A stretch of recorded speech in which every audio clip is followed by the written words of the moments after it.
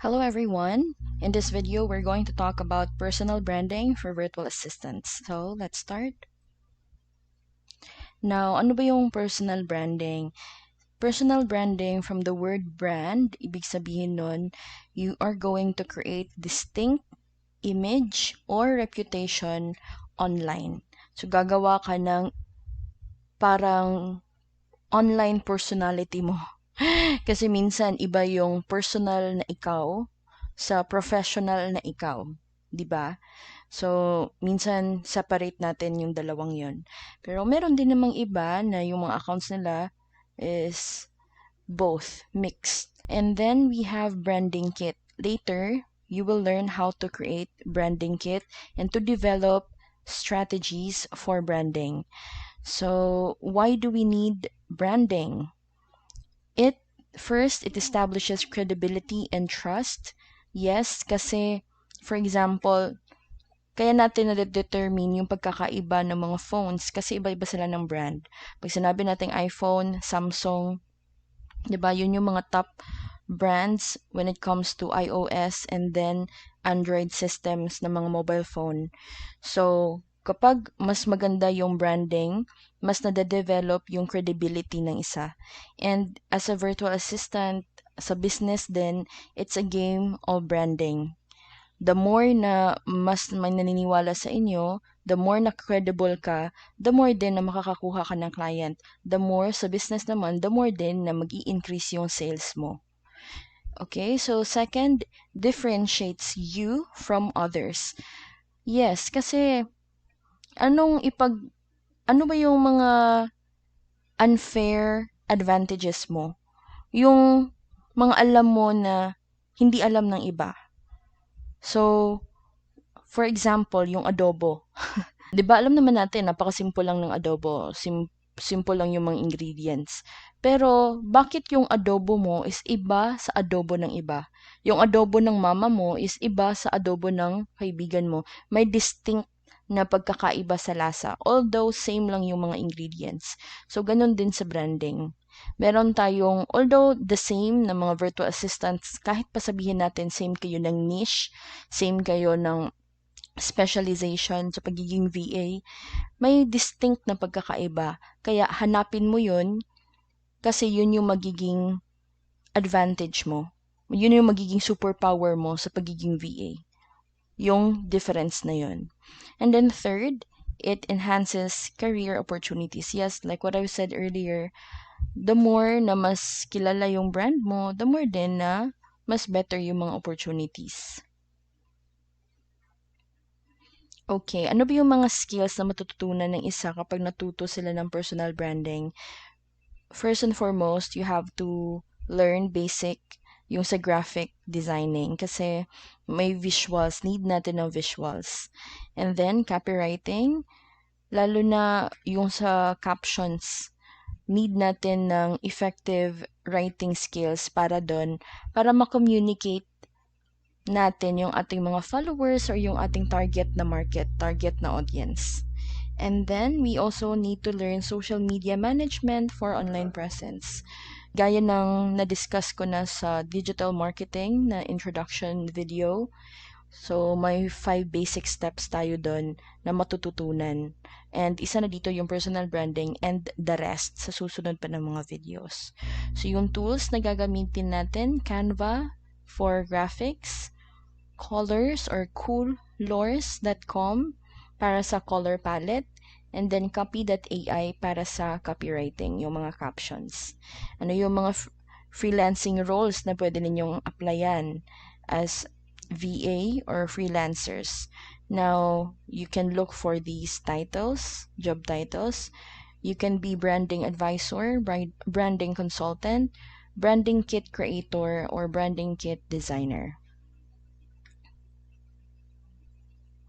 Okay, this time, pag-uusapan natin kung ano yung pinaka-basic, importante, pinaka-essential na steps sa pagde-develop ng brand strategy or branding development. 4 essential steps, okay? So, first one, para malaman mo yung brand mo, as a business owner or as a VA, you have to determine your ideal client. Hanapin mo kung sino yung mga target mo na mga customer. And paano mo yun malalaman? First, you have to learn their demographics. Pag sinabing demographics, it is their gender, kung ano yung gender identity nila, male, female, for now, meron ng gumagamit ng iba't ibang pronouns, 'di ba? Her, him, tsaka yung iba, they prefer they or them. So, you have to identify kasi para merong product and market fit. Para yung service or yung product mag-fit sa market, sa target ninyo na mga na market. Okay? Fit sila. And then age, ano ba silang generation? Anong generation ba nila? Baby boomers, millennials, Gen Z, Gen X. So, ayun. Income, para alam mo kung ano yung pricing method na gagawin mo. So, dapat alam mo din kung ano yung income nila, income level. Do they belong sa lower, sa mid, or average, or sa top earners? And then location, yes. Kasi different location, different culture. So we have to be careful about that, especially when we are creating contents. And then marital status, yes. Education, etc. So pag sinabing demographics, guys, yung information nila. Okay? Information. Then we have second, psychographics. Kapag sinabing psycho, ibig sabihin yung mga why. Yung mga iniisip nila, no? Ano ba yung why nila? What is their why? What challenges are they facing and hoping to solve? So, ano ba yung mga iniisip nila, mga problema or mga gusto nila ma-solve, yung nasa isip, from the word psycho, yung mga nasa isip natin.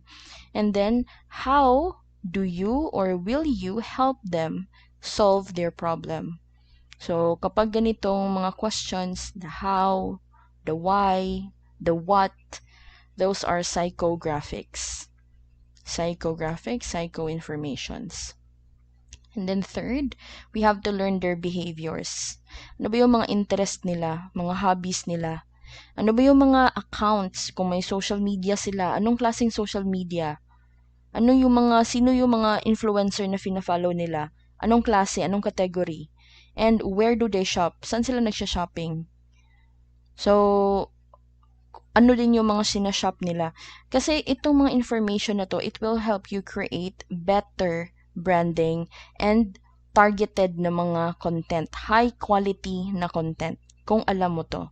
So, once na na-determine nyo na yung ideal client ninyo, we will now create an ideal client profile. Guys, you have to remember na itong ideal client profile, it has several terms, but they are the same. For example, pwede din natin siyang tawaging buyer persona, pwede din customer avatar, user persona, customer profile, target audience or target market, or consumer archetype. Maraming terminologies dito, guys, depending sa industry. Okay? But they are all the same. Kasi ang ibig sabihin lang naman yan is this one. Okay, so gagamitin natin na term is buyer persona or customer avatar. Pwede ring buyer avatar. So, pag sinabing buyer persona, it's just a file or a document ng imaginary na customer, na target market natin, imaginary. Gagawa natin siya ng picture, gagawa natin siya ng demographics, ayan. Gagawa natin siya ng psychographics, at saka gagawa natin siya ng mga behaviors. And mga answers dito are possibilities lang, no? Kasi nga, gawa-gawa lang to. Imaginary buyer, imaginary customer. So, ayan. So, nakikita ninyo, meron tayong picture. Ang gwapo ni sir. And then, his name, gawa-gawa lang to. It's not real, okay? Remember, that's not real. And then, yung buyer persona, again, it has several terminologies. Ito. Meron pang mga ibang terminologies. Ito lang yung sinali ko sa slide. So again, sa buyer persona or ideal client profile, dapat meron tayong picture. And then, gawa tayo ng name, gawa-gawa lang. His name is Daniel Gallego, age 35 years old, from US.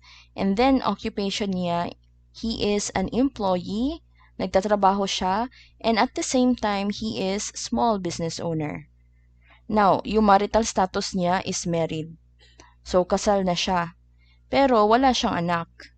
Okay? Yung annual income niya is 70,000 USD. Yearly income. Occupation niya, gaya ng sabi natin kanina, nagtatrabaho siya at the same time, meron siyang small business owner. So, based dito sa information, makakagawa na tayo ng hypothesis kung ano yung, makakagawa na tayo ng hypothesis kung ano yung mga motivation niya or goals. So, possible na yung motivation niya and goal, kasi nga married siya, di ba? Pero wala pa siyang anak. Now, nagtatrabaho siya and at the same time, meron din siyang business. So, we can assume na he's very busy. He's a very busy person. So, ano ba yung motivation ni Daniel or ni Daniel? So, possible na motivation niya is to scale up his business. Palakihin yung business niya. Maybe in the future, he wants to resign sa work niya and then mag-focus sa business. So, for now, yung motivation niya is palakihin yun, scale up. Number 2, gusto niya din magkaroon ng free time para may time siya sa asawa niya, sa spouse, at saka sa hobbies niya. Kasi nga, sobrang busy niya business owner na siya, trabaho pa siya. Pwede din na gusto niya na maging organized. Kasi sa sobrang busy niya, baka may mga bagay na siya na nakakalimutan. And then, he also want to improve business systems. Kasi nga, he wants to scale up the business. So, first step is to improve the business systems. Para yung business gumalaw kahit na wala siya. So, that's the importance of business system. And then lastly, possible din na gusto niya magkaroon ng personal and professional growth. Personal and professional growth. So, niya mag-improve as an individual, professionally speaking and personally speaking. So, yun yung mga possible motivation ni Daniel or Daniel. I don't know, guys, how you will pronounce that. Now, ano ba yung mga possible na problem niya, challenges, frustration? So, sa psychographics ito, guys, ha? Possible na problem niya, wala siyang free time para sa personal life. Gaya na sabi natin dito sa ibaba, sa upper part, yung goal niya is to have more free time sa asawa and sa hobbies niya. So, dito sa baba, yun yung problem niya. Wala siyang free time. So, second, possible din na he has difficulty staying connected with his friends and family. Kasi nga wala na siyang free time. So, hindi na siya siguro minsan nakakalimutan niya na mag-greet ng mga special occasions. Like, for example, birthdays, ganon. Or anniversaries. Or mga special dates, family dates. And then, wala din siyang unstructured yung schedule niya. Kasi magulo. Kasi nga, siguro pagod na din siya. Kasi kahit na ipagpalagay natin na sobrang determined, hardworking nitong si Daniel, pero hindi naman siya robot. Napapagod din yan. Kaya possible na unstructured yung schedule niya. May mga time na nasasayang, na hindi na ma-maximize yung time. And then, possible din na feeling burnt out na siya. Okay? Kasi nga sa dami ng ginagawa niya Now, ano ba yung solution? Dito na tayo papasok. Ano ba yung solution na pwedeng i-offer mo kay Daniel? So, yung possible na pwede nating i-offer is, for him, yung solution, hire virtual assistant. Hire VA para sa business niya. So, ano ba yung pwedeng gawin ng VA? Yung mga solution na pwedeng i-offer mo sa kanya. You can say na you can manage his calendar and email. So, kasi ito yung mga pinaka time-consuming na admin task, yung calendar at saka email. Dito na rin papasok yung, for example, meron siyang family or friends na birthdays nila. You can initiate to send like virtual card greetings. Yung mga virtual cards like happy birthday, happy anniversaries, happy holidays, mga ganon. Pwedeng ikaw mag-initiate yun. Pwede mo yung i-offer para bawas na yun sa iisipin niya, no? And matutuwa syempre yung client doon. Itong si Daniel. Kasi ito yung possible client natin eh.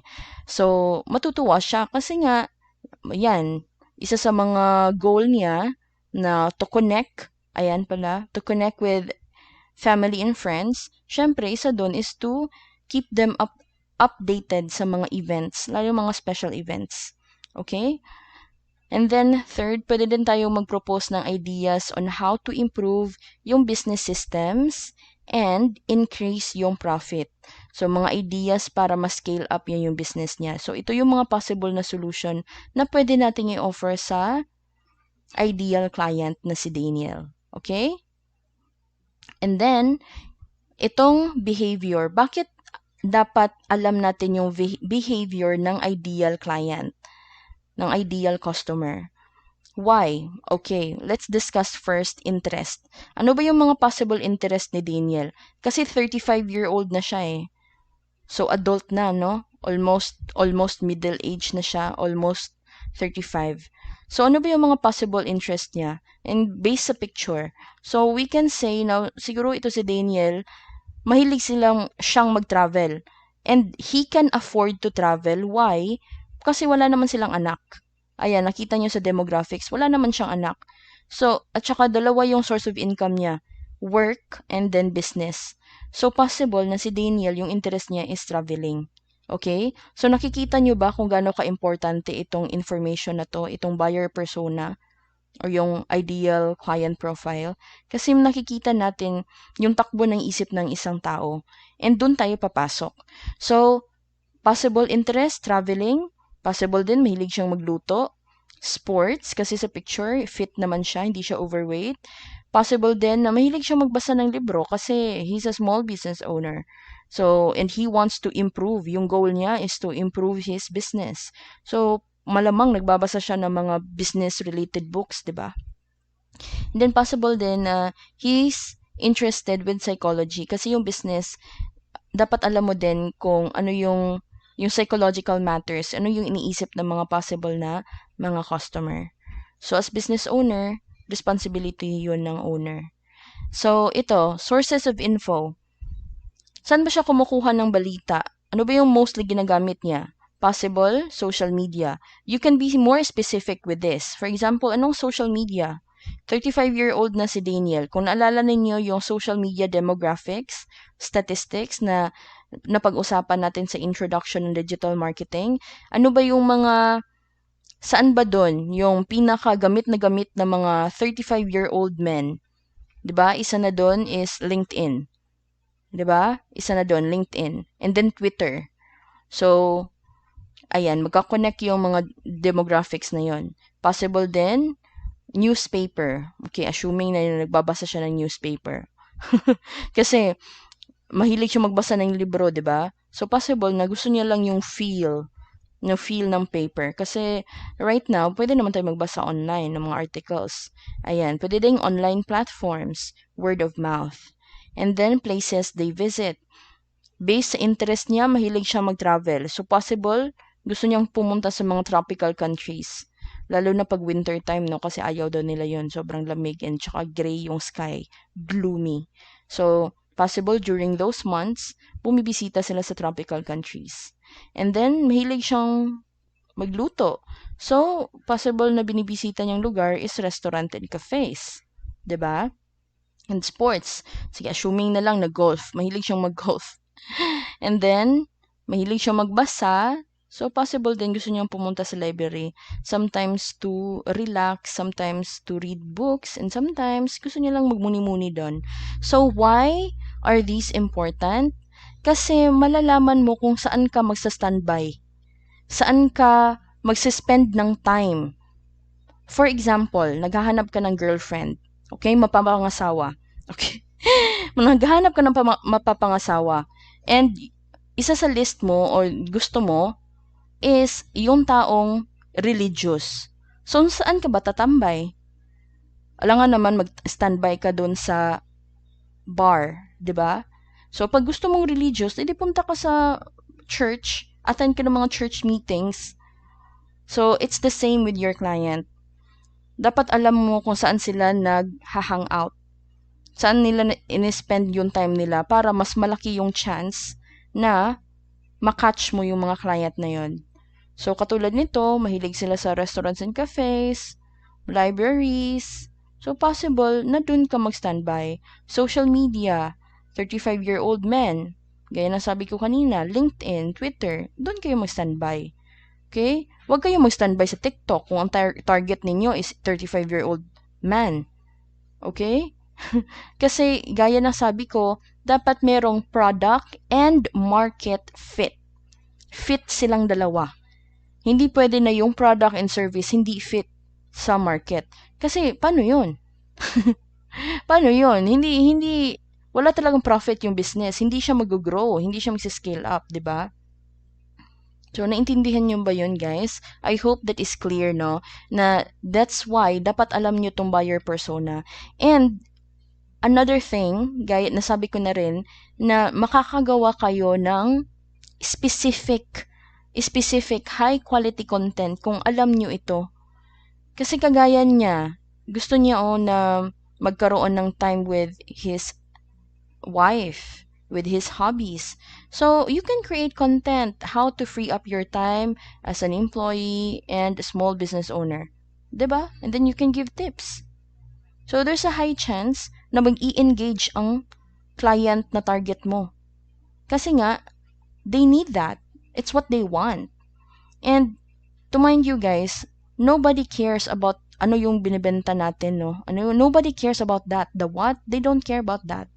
They will only care once it will benefit them. Kung may value kayo na ibibigay. For example, makikilala nyo ba ako if hindi ako nag-offer ng free training? I don't think so. Napapansinin ako ng mga tao. Hindi ba? So, you have to give value first. Ano ba yung value na pwede ninyong ibigay para makakuha kayo ng client?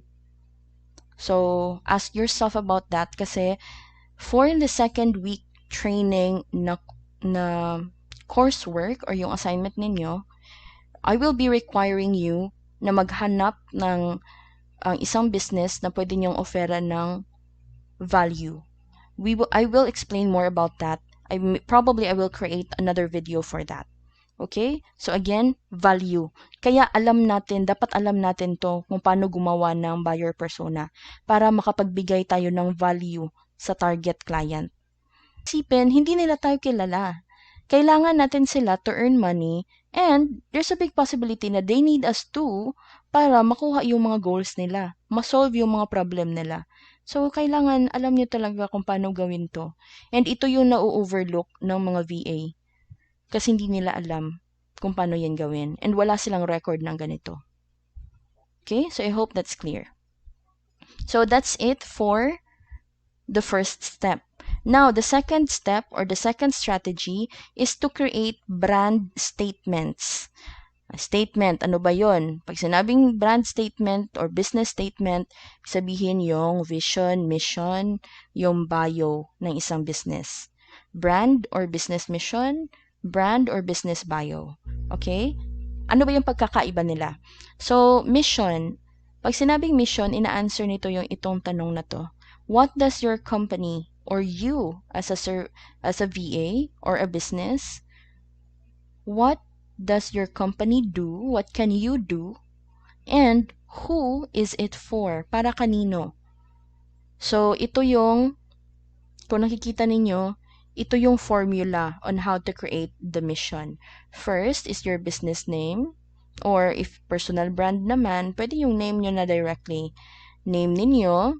Then, ideal client. Sino yung ideal client ninyo? Ano yung product ninyo? And ano yung mga benefit or feature ng service ninyo, ng product ninyo. And then, ano yung benefit na makukuha ni client. So, this is the formula.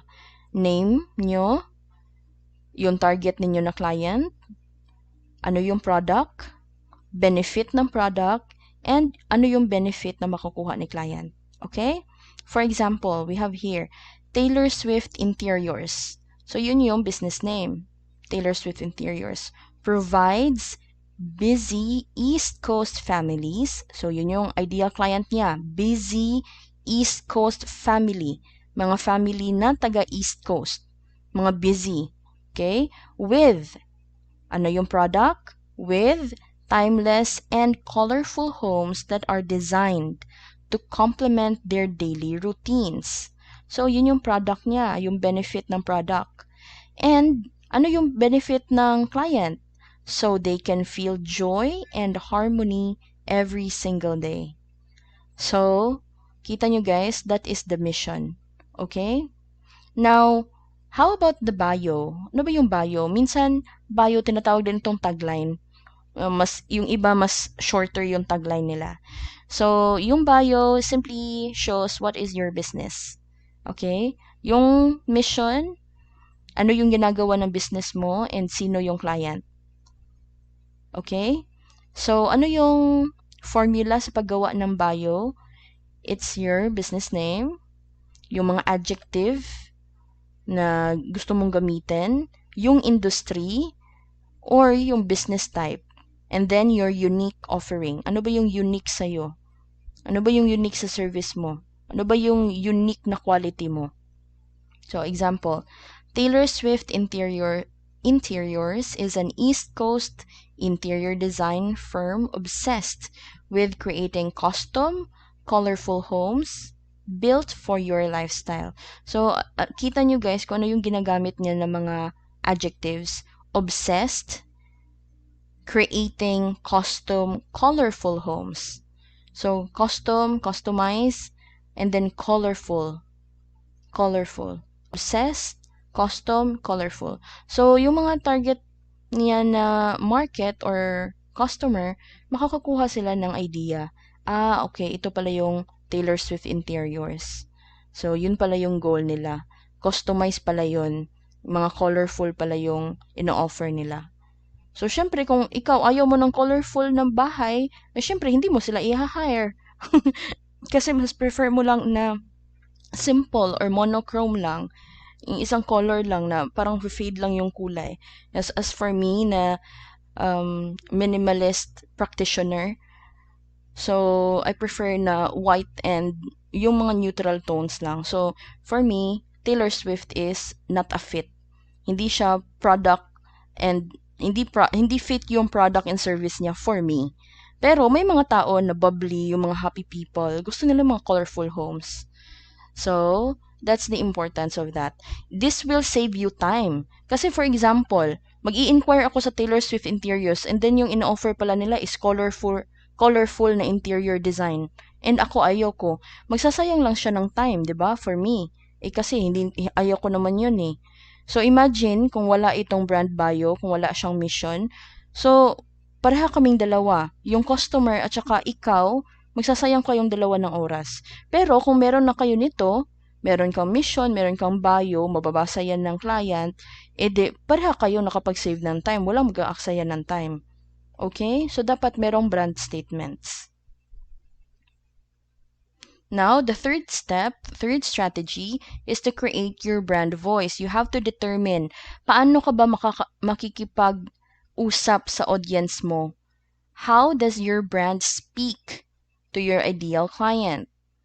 Are you laid back and friendly? Or are you savvy and sophisticated, formal, ganon? Are you sharp and abrasive?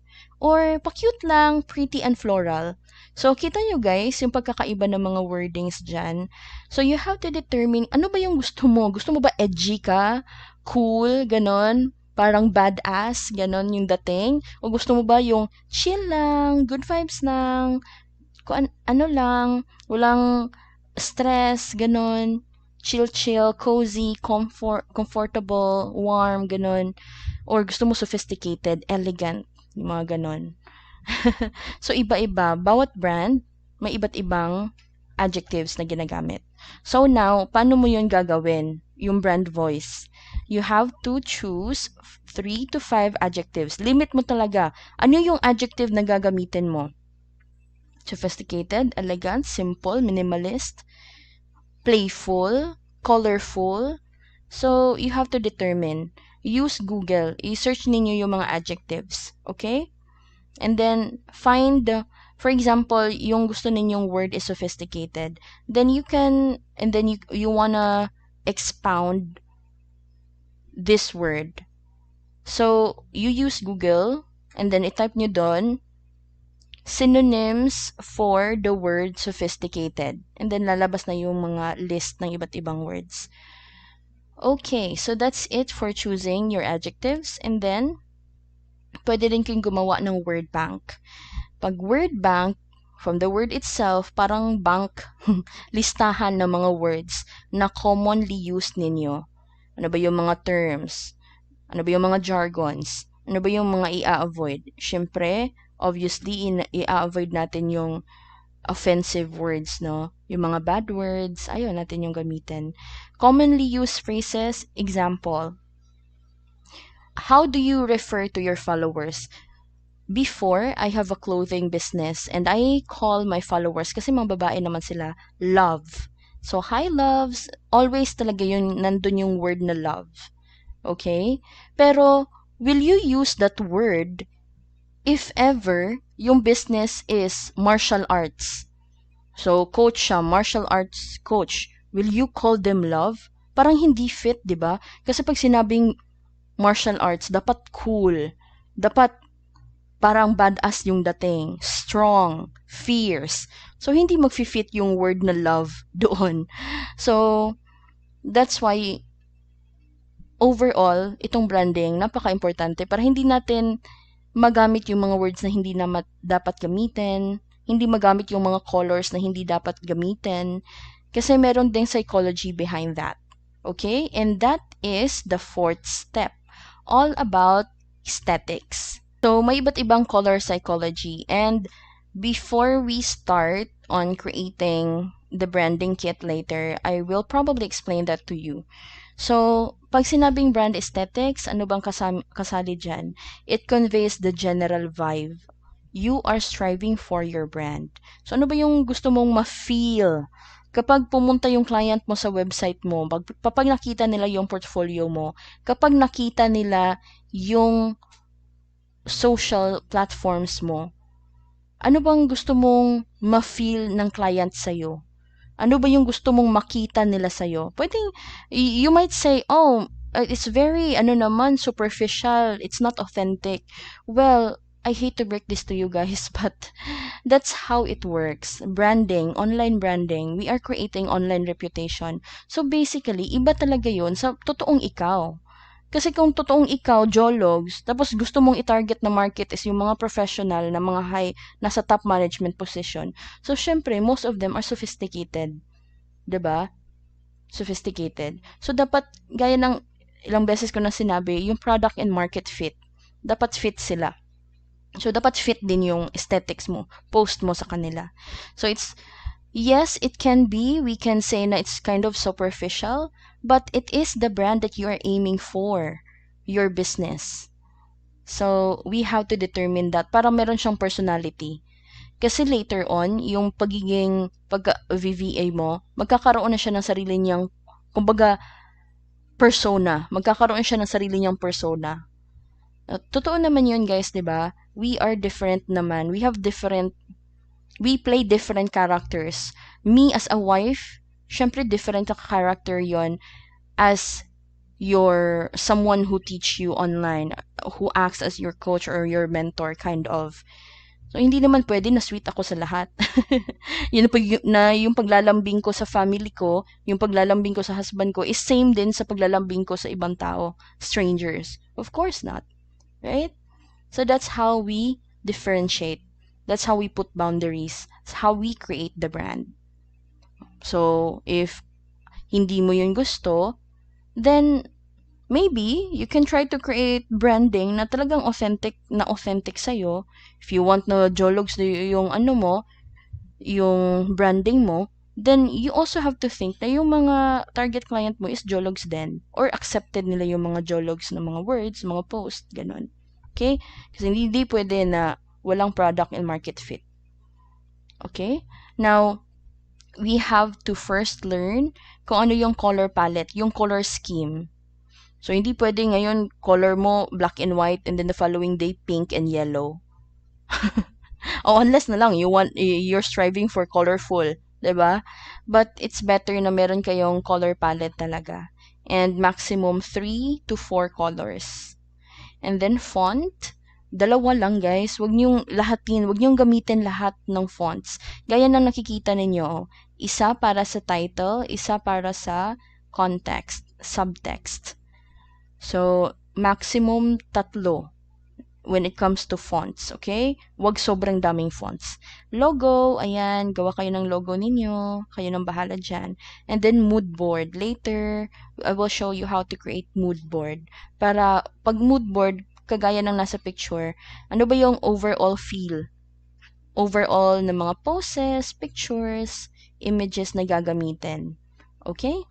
So I hope that's clear. Again, we have 4 strategies in creating a brand.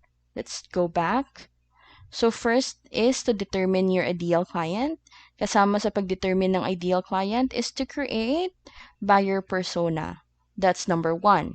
Second, brand statement, mission, and your bio or your tagline. Third is your brand voice. Paano ka makikipag-usap sa mga audience mo, target market mo, and followers mo. Fourth is yung brand aesthetics. Everything visual, colors, logos, pictures, the feel, the vibe, the atmosphere. Okay? So I hope that is clear. And now I am going to teach you how to create branding kit using Canva and Copy.ai.